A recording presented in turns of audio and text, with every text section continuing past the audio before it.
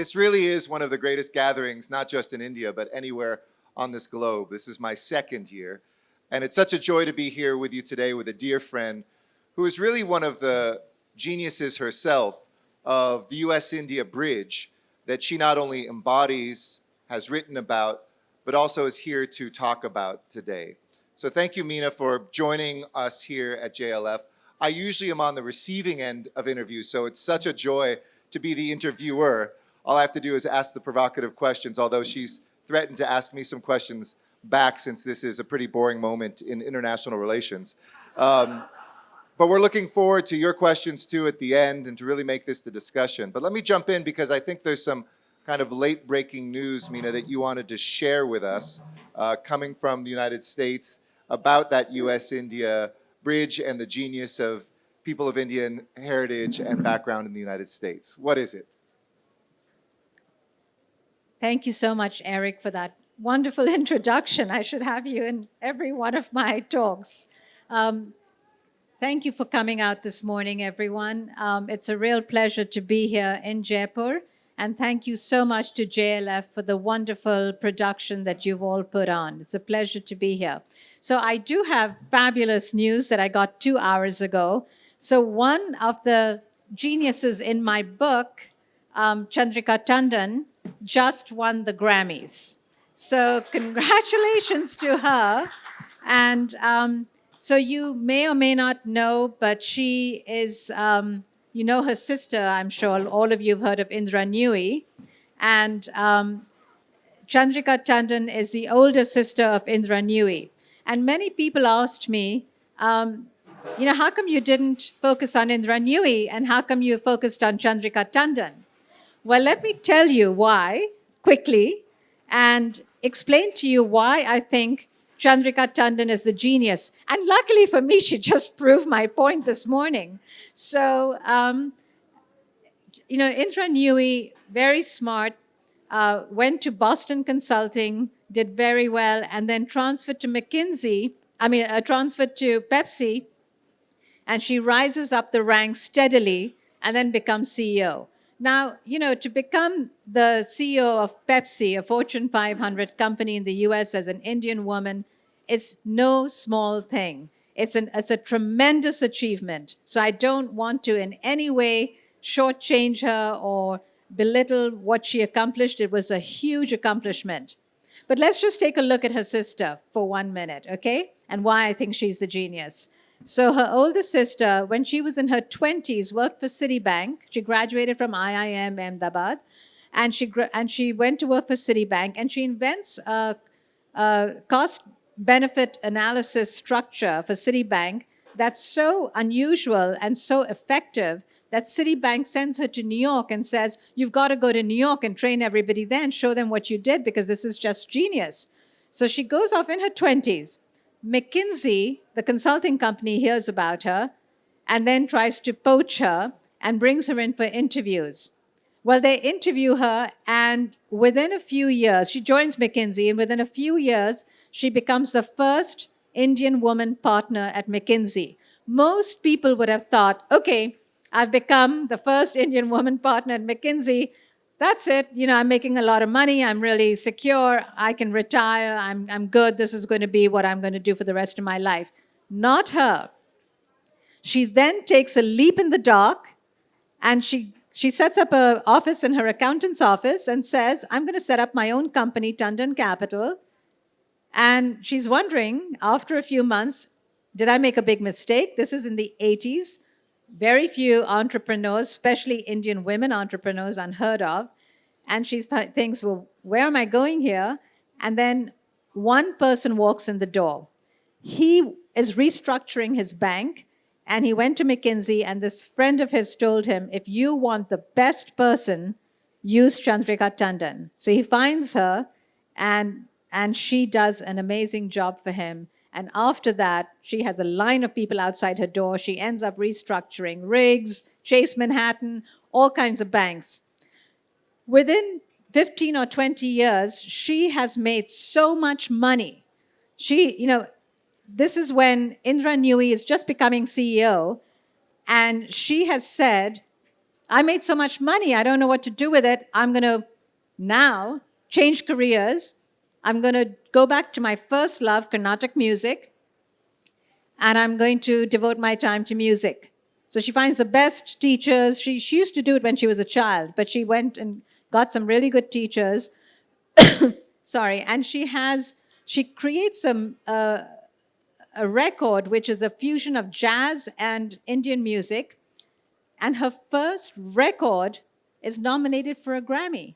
Now, this is kind of amazing. You know, she was a banker, she was a consultant, and in every field, she hits the peak.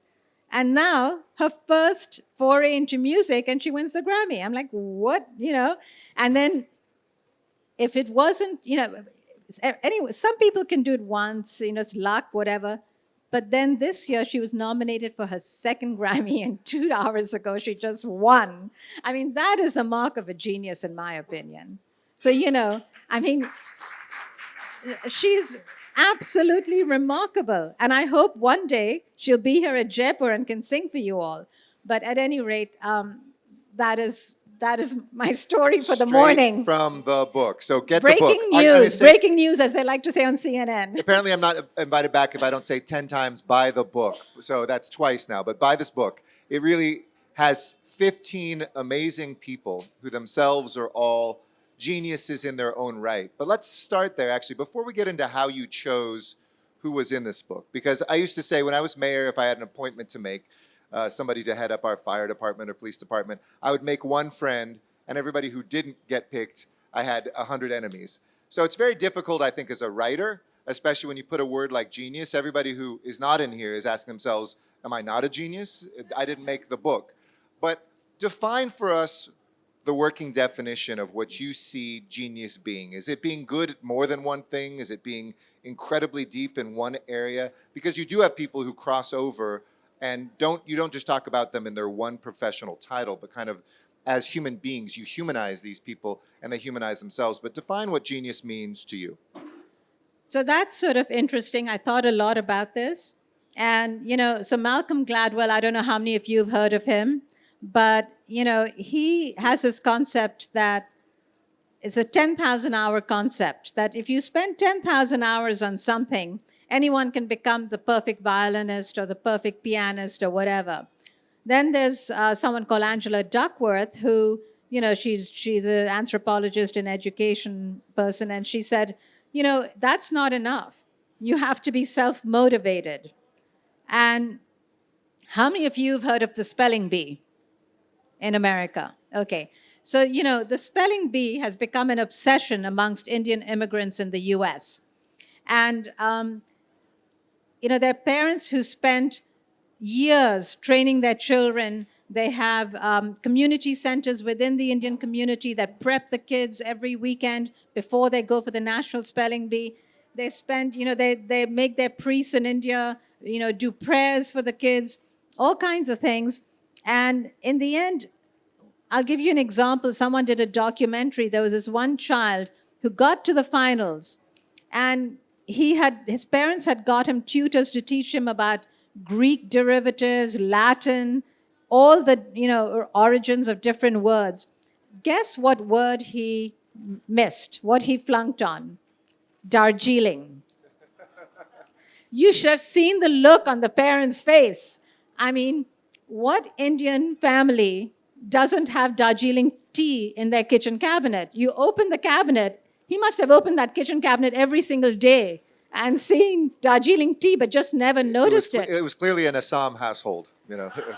So, you know, so it's not just a matter of sort of trying to study or spending the 10,000 hours. You have to have a passion for what you do. You have to be motivated. So, you know, I mean, actually, Indian Express did a whole study on the toppers and all these kids who go to IIT. Indian parents put a lot of pressure on their families, on their kids to go to, you know, IIT and the JEE exam.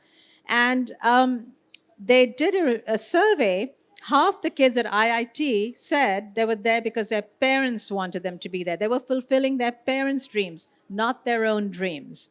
So, you know, if you look at Satya Nadella, CEO of Microsoft, Shantanu Narayan, CEO of Adobe, they didn't get into IIT. So there are other paths to success. So, you asked me about, how do you do it? You have to have other ingredients, and part of it is being passionate about a subject. But So genius isn't necessarily something you're born with, it's something that you work towards? I mean, is everybody here potentially a genius? Can each one of us achieve genius hood or genius dumb? I think you have to have some talent. Okay. which this audience does, because, But it's a combination of talent combined with Grit.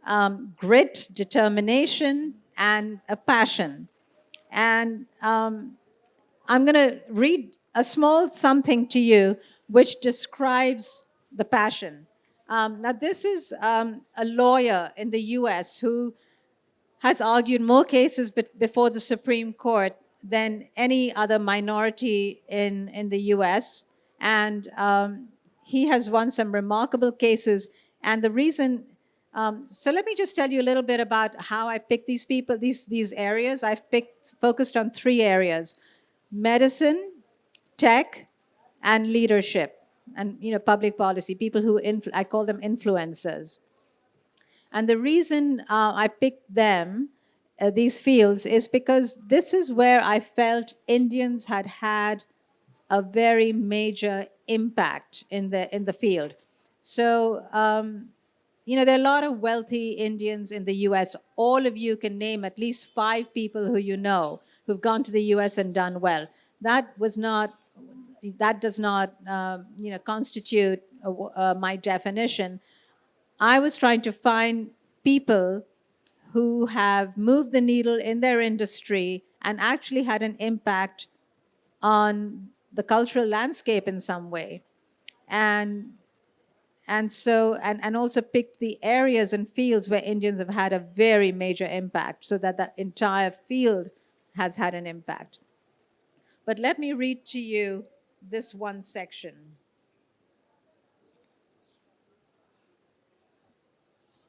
In a recent Supreme Court case, Moore versus Harper, which Katyal won in a 6-3 decision in 2023, in a court dominated by conservative judges, 3 of whom were Trump appointees, he made history. The ruling put a stop to the politicization of elections by state legislatures by maintaining checks and balances.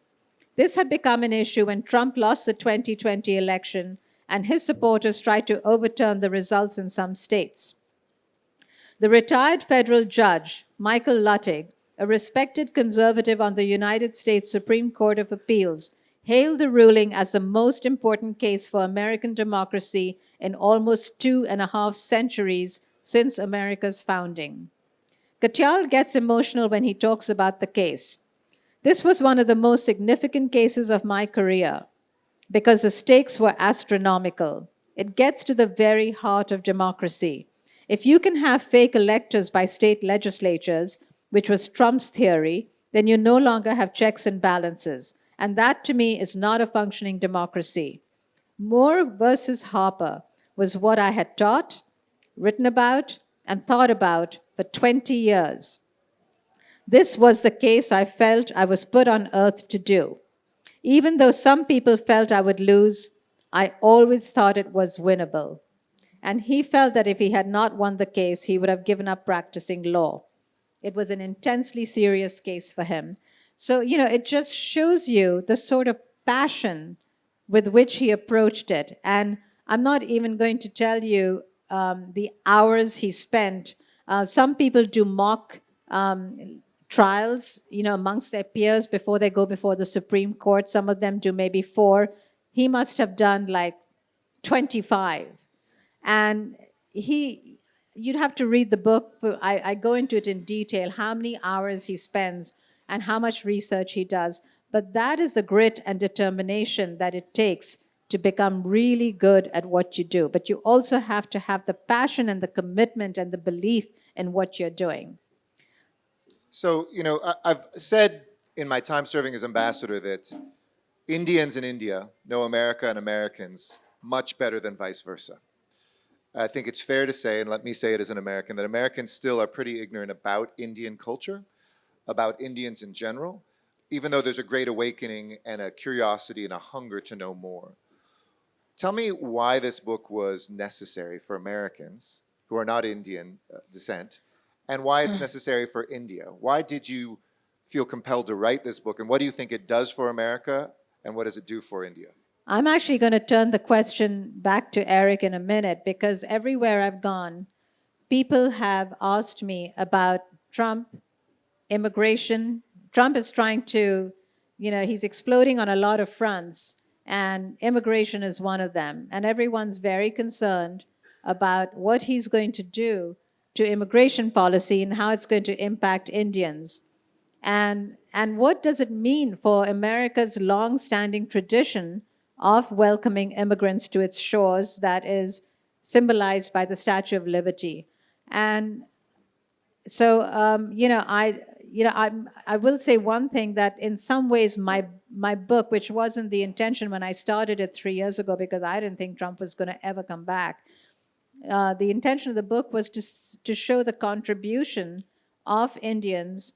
And I was told by someone in the US that the book is even more important now, because given Trump's attitude and a lot of people in MAGA world, given their attitude to immigrants now, especially brown immigrants, it's a compelling argument about the contributions they've made. But Eric, why don't you tell us about, the US, you represent the US, you've represented the US, so why don't you tell us how Trump's policies are going to impact the world and us, and what it means for the historic precedence of immigrants?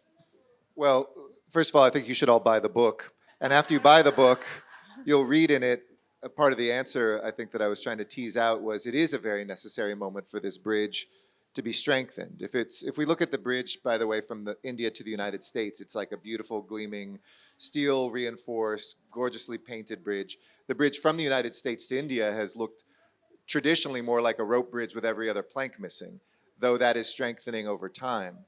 And my worry is that strong part of the bridge that has brought Indians to America at this moment may be vulnerable, even though we see Republican and Democratic administrations alike have prominent Indian Americans. We see nominees right now going forward in the Trump administration who are Indian American. But that fundamental battle for the soul of America, as President Biden used to call it, is really underway in many ways. It's now actually being contested. Who do we want to be? Who do we want to become? And what is America going to stand for? And in many ways, one of the core parts of our identity has been a nation of migrants. Except for our original inhabitants, folks of Native American blood, it has either been by will or by compulsion, a group of migrants that have come to America. And what I love about your opening is you talk about coming when there was about 50,000 Indians. And Americans don't realize that most Indian Americans have come since after 2001, since after 9/11. It's really been a very recent phenomenon, even though we can trace back members of Congress who came in the 1920s and 30s, elected in 1950. The first Asian American member of Congress was Indian American in California. And at this moment, I would say, it's going to be a soul-searching moment for the United States, because I can make the argument our universities are incredibly strengthened by Indian immigration and students. Now, the number one source of students for America is India. It's twice China, which is the next biggest. When you look at the luminaries in your book, they've run companies, they've run states, they've helped run the country, they've done things that are critical to the success. About 1.5% of the population of America is now Indian American. About 6% of the income tax paid by Americans is paid by that group. So nearly fourfold the most economically successful group of immigrants, which I know a lot of Indians are very rightfully proud of. We can also get into the why, because it was folks who could afford to. In many ways, India creamed off the top some of the very best people to America. And I know India struggles with that question, will we get people educated in the US who now come back instead of staying in America, which I think is a fair question to ask as well. But to me, this bridge is critical not just to America and to India, but to the world. And if we have that, two democracies actually sharing human capital, and we don't get Fortress America closing the walls, that will be something good. Last point I'll make is India is now the largest source outside the Western Hemisphere of unlawful immigrants to the United States. And this will become a larger and larger issue in the Trump administration. We worked on it in the Biden administration too. At one point, it was the third largest country of origin, including the Western Hemisphere. So Mexico, El Salvador, and then India was number 3 for unlawful entries. And as you look at this administration, the Trump administration's obsession with making sure there's no unlawful entry into our country, that could really derail some of the harmony and the continuous growth that your last book, which you should also buy, it helped me certainly when I was getting ready to become ambassador, detailed that evolution of the strengthening of our relations. Thanks, Eric. Wait, who's the interviewer here? So can I get back to asking you something? Yeah. Or you want to jump into reading something? Well, I just wanted to say that people have obviously asked me, how did I make the selection of the people who are in my book? And that's a fair question. And can I ask you something personally? Like, do you get people coming up saying, why am I not in this book? People have come up to me and said, why am I not in your book? Am I not a genius? I picked, my decision was to go to the 3 sectors. I even got a review in which someone said, why didn't you do the Patel motels? And the truth is, I actually had a whole chapter on the Patel motels, but the editor decided that it didn't fit with the theme. And so it's not that I didn't want to put it in, it's just that sometimes in the editing process, things get taken out. So I apologize. I think they deserve, attention because it's a very interesting subject, but 60% of hotels in America are now run by are now people of owned by Indian Patel, so it's worth origin. mentioning. 60%. But I didn't see any single geniuses in there. But as an industry, it's interesting, and we had a long discussion about it, and I'd spent months doing the research. So it was an omission, not because I just overlooked it. So I wanted to pick 5 people in each category. So because in the end, the book is about success. How did these people make it? How did they become successful? It's an inspirational book. How did they overcome their obstacles, and what inspired them? Because everyone wants to know, how did Satya Nadella get where he is? And so I wanted to bring their voices to you directly by spending time with them, getting to know them, and interviewing them. And I hope that this book has managed to do that, except for just 1 or 2 people who I had to profile without. Everyone else has been directly interviewed. Now, some people have asked, why Satya Nadella and not Sundar Pichai? It was not a mistake or an omission or that I overlooked Sundar Pichai. It was deliberate. And it's because I felt Satya Nadella has been a real genius, especially when AI, hit the whole tech world and it sort of shell-shocked them. I think Satya Nadella had the vision very early on, both with the cloud and with AI, to take certain steps. You'll have to read the book, but I give some extensive explanations about what happened with Google versus Microsoft that made me put Satya Nadella there and not Sundar Pichai. So I'll give you one example. I'm going to read something to you. I've had people come up and say, why is Deepak Chopra in the book? Now, I actually wasn't going to put Deepak Chopra in the book. I sort of was skeptical about him. And, I was talking to one of my friends who was national editor of the Washington Post, and he said, you have to put Deepak Chopra in the book. And I'm like, why? And he said, let me tell you why. And he said, when I was national editor, I was driving around the hills of Virginia with a policeman, and we were following, we were staking out drug and alcohol, illegal alcohol and drug sort of cartels and people who were dealing in that. And he said, I was with this policeman who was like a real Trump kind of a guy, sort of slightly uneducated, white guy. And he was totally stressed out. He was crude and, swearing all the time. he was, telling me about his divorce. He was telling me about how he had all this debt and his life was a total mess. And then he pops in a Deepak Chopra tape in the middle of the hills of Virginia and he totally relaxes. And he says, man, I can figure out my life now because, now I'm at peace. And he said, it just sort of shocked him.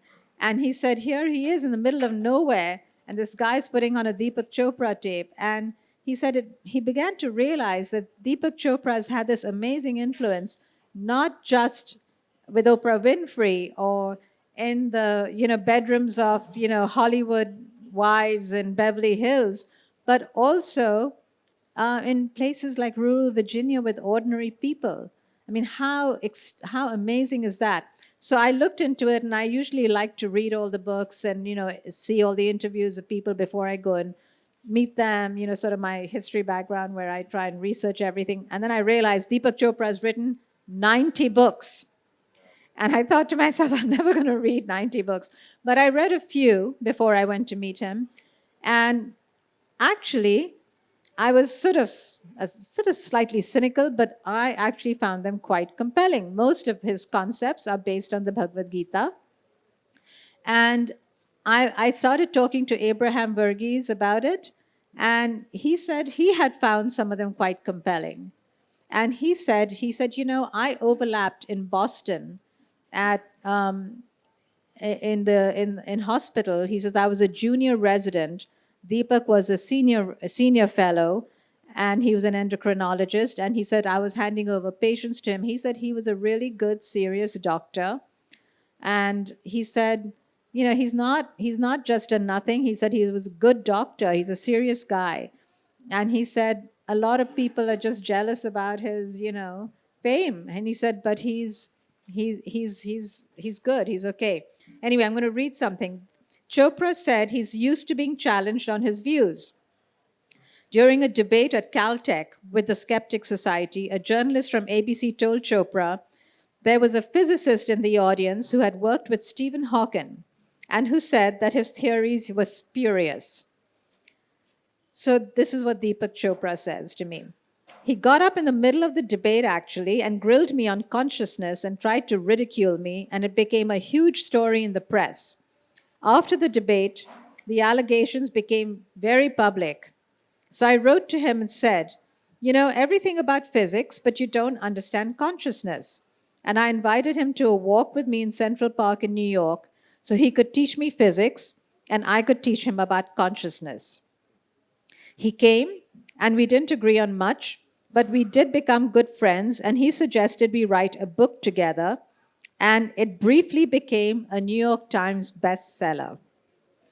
He received a call from Stephen Hawking's daughter, who said she had been told by an Oxford geneticist that her father's co-author was working with a fraud.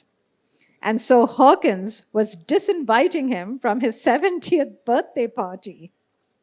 Well, he stood his ground and told the daughter that although he didn't agree with me on everything, I was no fraud, and if Stephen Hawking wanted to disinvite him, he should also know they would no longer be producing a book together. Hawkins apologized and invited me to the party as well. I thought that was actually a lovely story, and it sort of encapsulates the sort of little politics that go on in the world of science, and it just shows you that Deepak Chopra really had tried to rise above this. He's used to some of the people questioning him, and anyway, after reading his books and seeing the massive influence he's had, and I can't tell you how many times I'd be reading his book in a coffee shop or somewhere else, people would come up to me and say, that man has really influenced my life.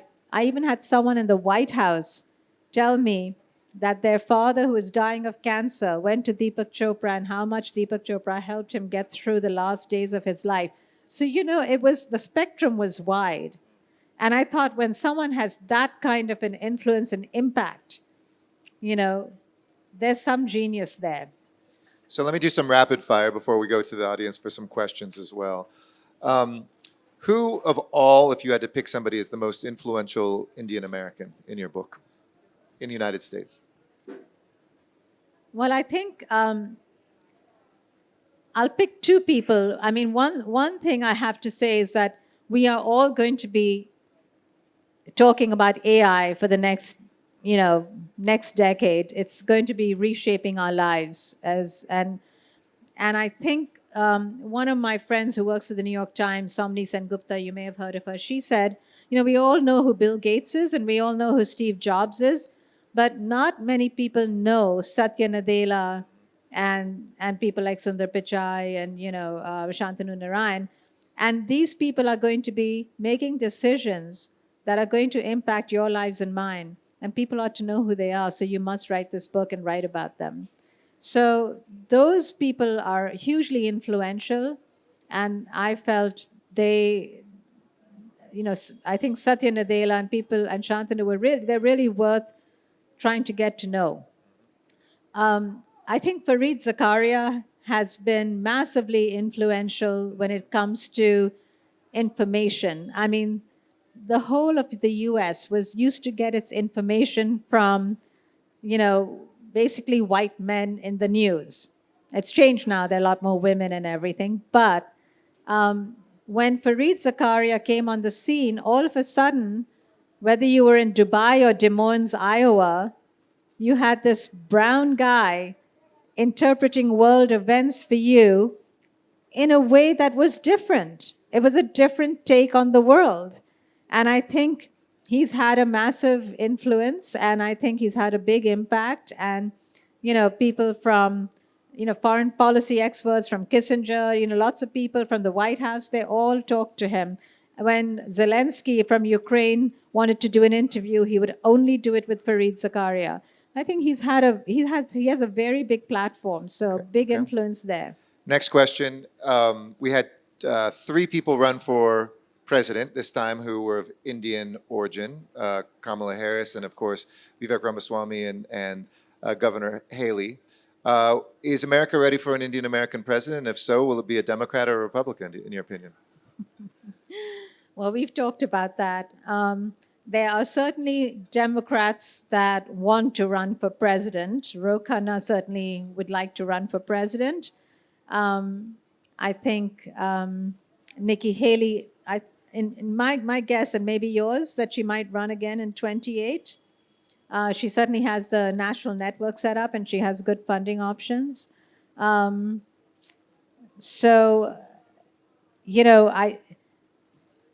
I think you'd have to see a governor first, an Indian governor first, before you get to an Indian president. But it's not out of the realm of possibility, but as you yourself said, that is more likely to be a Republican. I'm not sure. The jury's out unless, let's see. Let's see what happens. I think the first woman will be a Republican. I'm not wishing that on the world. I just think that's let me turn the question over to you. That's a better question for you to answer.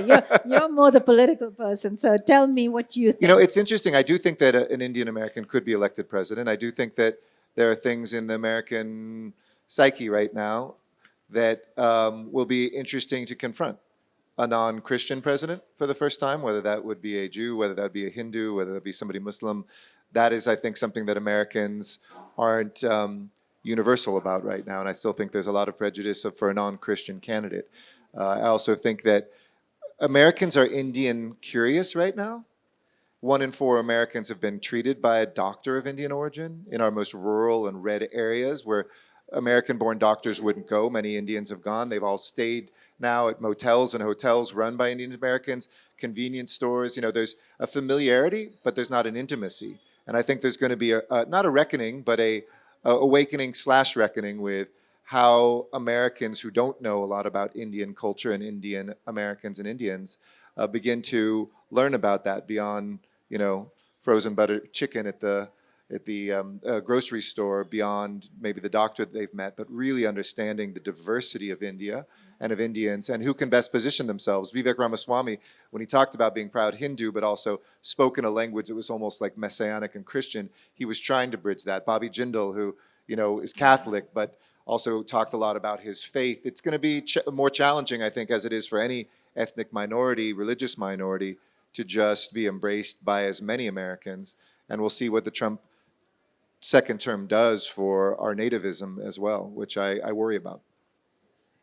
So should we turn to the audience for some questions? We could turn to the All right, audience. we have our first over here. If we can get the microphone, I'm going to go one and then two. I'm going to pick the women first over here because DEI isn't dead on this stage, but then we'll get to other stuff. But go ahead. Hello. I first off want to really thank Meenakshi for this really important work. You're talking about the hidden figures among these men, mostly, except for Chandrika and Nikki. And, you know, I live and work in Silicon Valley, so they're not hidden to me. In fact, some of them are friends, like Nikesh and Vinod and so on.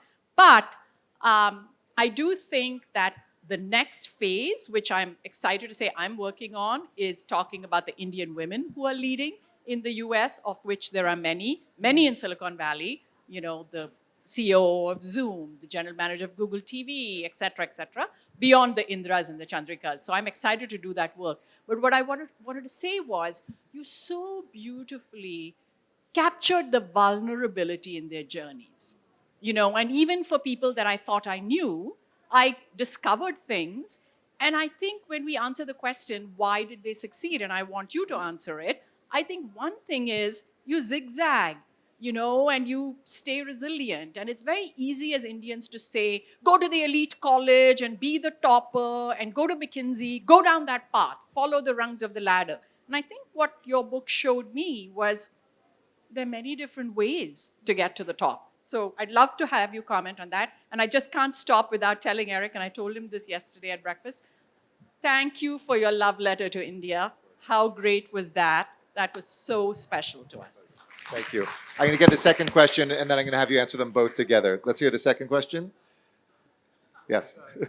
Sorry, you know, we might get to you. One per household, right? Go ahead. I just want to know why Indians in the U.S. skew so Republican.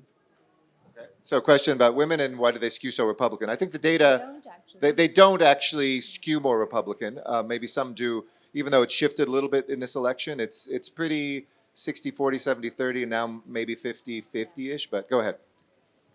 I'll answer that question very quickly because that's an easy one to answer. Traditionally, Indians were pretty much, I think, almost 65 to 70% Democrat.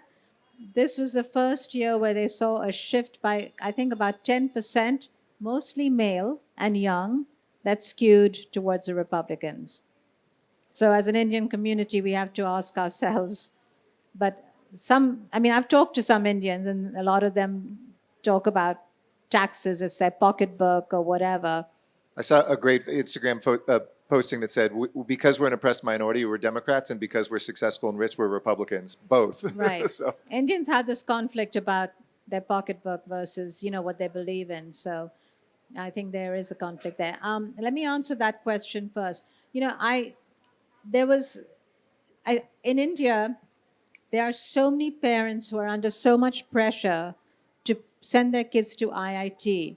And the frenzy, and then in America, they've, you know, the spelling bee and all that stuff, and I started looking into it. Because a small, quick story, the publisher in the US said to me, you got to do the book on the spelling bee.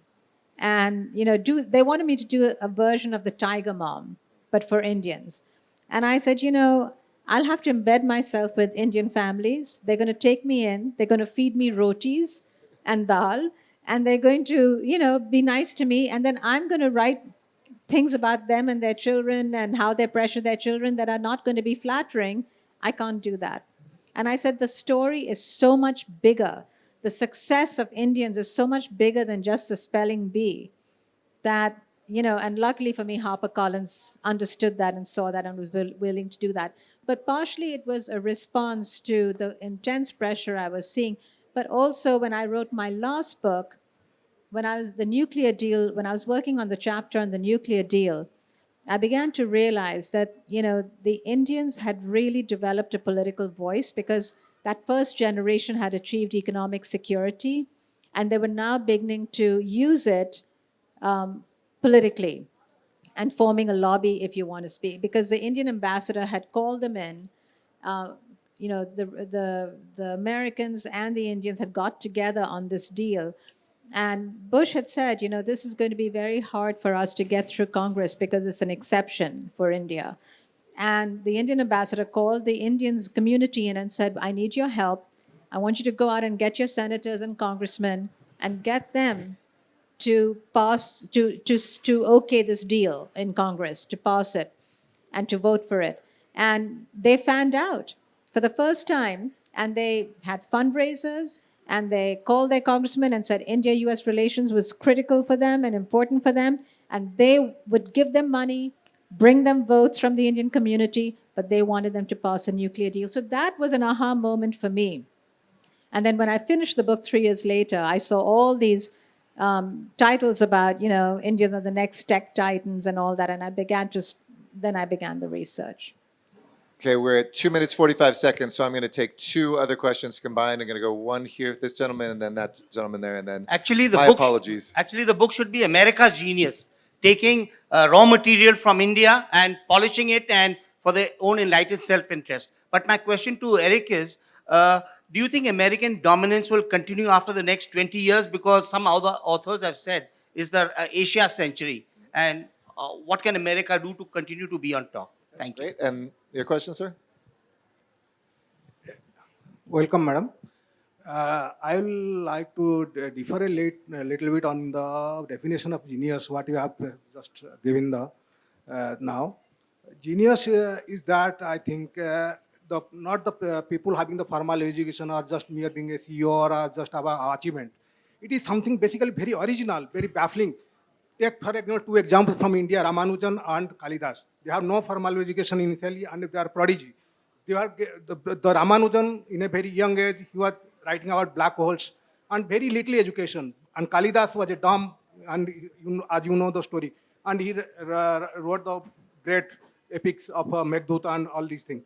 So the definition is not the formal education merely or achievement like a CEO or anybody, whoever may be, but it's something very original, or like a Newton who gave a very original, at 26 years he wrote the trigonometry and algebra. So this is the definition of genius. Geniusity is a very complex thing that cannot be simplified by mere achievement. I want to wrap that up, just to make sure time-wise. Okay, thank you. I'll take the first one real quick. I think it'll be an Indo-Pacific century. Sorry, I'm answering the question. We're not going to have time, unfortunately. We only have 56 seconds. My apologies, but you can come up and ask afterwards. I think it'll be an Indo-Pacific century. The United States isn't going to go anywhere. I don't think there's going to be any sense, but we these have the potential by the end of this century to be the 2 most powerful countries on the face of the earth. The largest economy will be India. It's just a matter of time this century. Whether we'll all be alive here or not, it does, could be in 2070 or so, but it will be the #1 economy, and the United States will be right there with it. And I do think strategically, if US and India continue to stay as close as we are and develop that, it will be an Indo-Pacific century. You want to get the second one? I think we're good. I think we've got people here who are all right, we're being wrapped up. We'll try to thank you for the point. We'll try to wrap up. Give a round of applause, please. Buy the book, get it signed. Thank you all, and thank you to JLF.